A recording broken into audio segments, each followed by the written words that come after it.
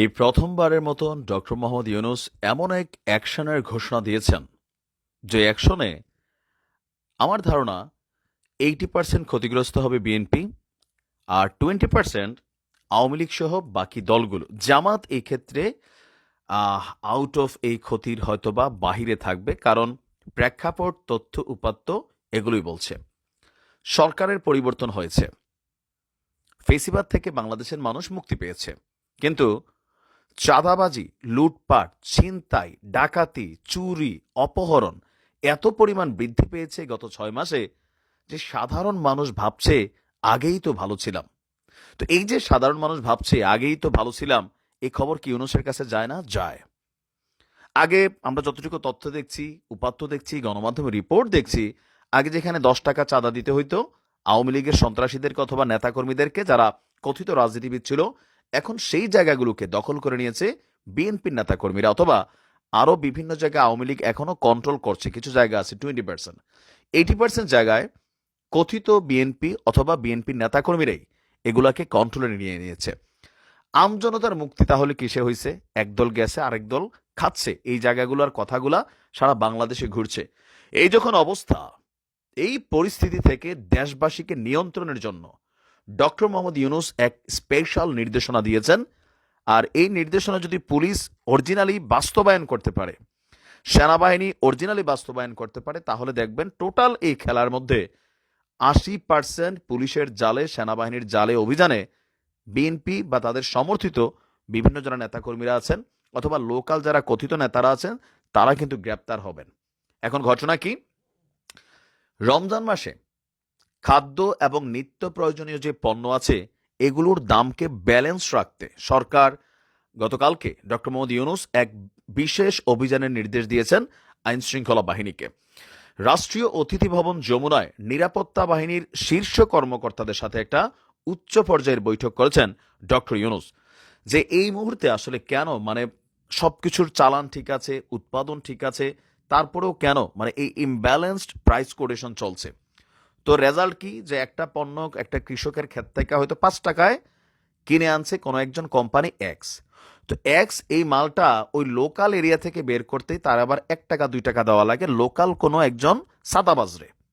এই মাল আইনা ঢাকা পর্যন্ত নিতে তার 5টা 7টা ঘাটে, কোথাও গাড়ির চান্দা, কোথাও জিবি চান্দা, কোথাও অমক চান্দা, আবার কোথাও কোথাও পুলিশের মধ্যেও কিছু কর্মকর্তারা আছেন যারা নিজেরাও এই চান্দাবাজি করেন। তো সবকিছু মিলাইয়া এই 5 টাকা কৃষকের ক্ষেত থেকে কিনা পণ্যটা অথবা পোর্ট থেকে খালাস করা পণ্যটা ভোক্তা, একদম আমি আপনি যারা আমরা খরচ করি তাদের কাছ পর্যন্ত আসতে ওই কোম্পানির খরচই হয়ে গেছে 12 টাকা। মাঝখানে 60 টাকা চাঁদা, 5 টাকা হচ্ছে কি আপনার তার ক্রয়। এখন এটার দাম কত? 12। তো সে কি একটু ব্যবসা করবে না? সে আইনা আবার মানে যারা হোলসেলার আছে, পাইকারি আছে, তাদেরকে দেবে, পাইকারিওয়ালারা খুচরাদেরকে দেবে। এই প্রসেসে আরো এটার দাম 5 টাকা বাড়বে, তার এটা যৌক্তিক। তাহলে 5 টাকার জিনিসটা 18 টাকা আমরা কিনছি। যিনি অরিজিনাল উৎপাদক তার কোনো লাভ হইছে? সে 5 টাকায় পাইছে, মার্কেটে সেটা কিনতেছে কত? 18। মাঝখানের 13 টাকার মধ্যে যেটা যৌক্তিক ব্যবসা যিনি করছেন তিনি একটা লাভ করছেন, কিন্তু বাকি যে 7 থেকে 8 টাকা দাম বাড়লো, এটা খাইলো কে? চান্দাবাজরা। এই চান্দাবাজের খানাটা বন্ধ করলে মানে দ্রব্যমূল্যের দাম হাতের নাগালে আসবে। আর এই জন্য ইউনূস সরকার এই সিদ্ধান্ত নিয়েছেন, আমি মনে করি খুবই ভালো একটা সিদ্ধান্ত নিয়েছেন।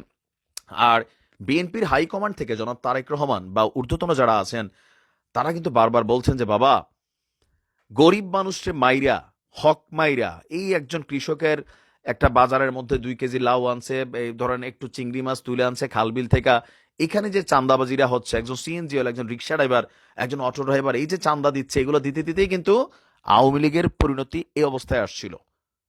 তা আমরা যদি একই কর্ম করি, আমাদেরকে এই পরিণতি ভোগ করতে হবে। এবং এই প্রথমবারের মতন বিএনপির মধ্যে আমরা দেখছি অনেক ধরনের নির্দেশনা, বহিষ্কার, মামলা, অনেক কিছু করছে, কিন্তু কন্ট্রোল হচ্ছে না। বাট এবার কন্ট্রোল হয়ে যাবে। প্রধান উপদেষ্টা বলছেন যে আপনার যে এই মুহূর্তে দেশে আগামী রমজানকে কেন্দ্র করে জিনিসপত্রের দাম যেন হাতের নাগালে থাকে, এই জন্য মধ্যস্বত্বভোগী যে সিন্ডিকেট বা চাঁদাবাজ আছে, লোকাল এরিয়া থেকে শুরু করে একদম আনটিল ক্যাপিটাল বা রাজধানী পর্যন্ত প্রত্যেক সিন্ডিকেটের বিরুদ্ধে বিশেষ অভিযান গ্রেফতারি চালাতে হবে। আর গতকালকে এই নির্দেশনা যখন আসছে, আমরা আশা করছি আজকে থেকে এটার বাস্তবায়ন দেখব। দেখেন, রাজনীতি যারা করেন করেন ভাই, কিন্তু রাজনীতিতে পয়সা কামানোর যে ধান্দাটা, এটা কিন্তু অলওয়েজ গরিব মাইরা, লোকাল পিপলের উপর, সাধারণ মানুষের উপরে কিন্তু এই ধান্দাটা অলওয়েজ চলতেছিল। এইটা বন্ধ যদি এই সরকার করতে না পারে, বা বিএনপি তাদের নেতাকর্মীদের, আমি বিএনপির হাই অথরিটির দোষ দিব না, রাষ্ট্র ক্ষমতায় আসলে হয়তো ব্যতিক্রম দেবো, কিন্তু অনেক জায়গায় এগুলো চলছে, জোরপূর্বক কমিটি হয়ে যাচ্ছে, এটা হয়ে যাচ্ছে, সেটা হয়ে যাচ্ছে, এগুলো বন্ধ করতে হবে। নয়তো মানুষের মধ্যে যে ঘৃণা আওয়ামী লীগের জন্য একসময় জন্মাই গেছিল, আপনাদের প্রতি এটা ক্ষমতায় যাওয়ার আগেই চলে আসছে অলরেডি। আমরা এগুলো ভালোর জন্য বলি, শত্রু ভাইবেন না। কারণ দিন শেষে এখন আওয়ামী লীগের নেতাকর্মীরা দেখলে আপনারা কি করেন, ধরে মারেন, পুলিশে দিয়ে দিচ্ছেন। আজীবন আপনিও ক্ষমতায় থাকবেন? শেখ হাসিনা ভাবছিলেন যে তিনি ক্ষমতায় থাকবেন, থাকতে পারছে? পারে নাই। আপনারাও ছিলেন? না। আবারও আসবেন? নাও আসতে পারেন। তাহলে পরিণতি কি হবে? রাজনীতিটা মানুষের সিম্প্যাথি, ভালোবাসা, সহানুভূতি, শ্রদ্ধার জায়গা হিসেবে তৈরি করেন, টাকা কামানোর জন্য না। কারণ এই টাকা কামাইতে গেলে আপনি মানুষের উপর অন্যায় করতে হবে, জুলুম করতে হবে। আর জুলুমের রেজাল্ট কি হয় সেটা জাতি দেখছে। তো আমি মনে করি ডক্টর ইউনূসের এই সিদ্ধান্ত খুবই সময় উপযোগী, এবং থ্যাংক ইউ।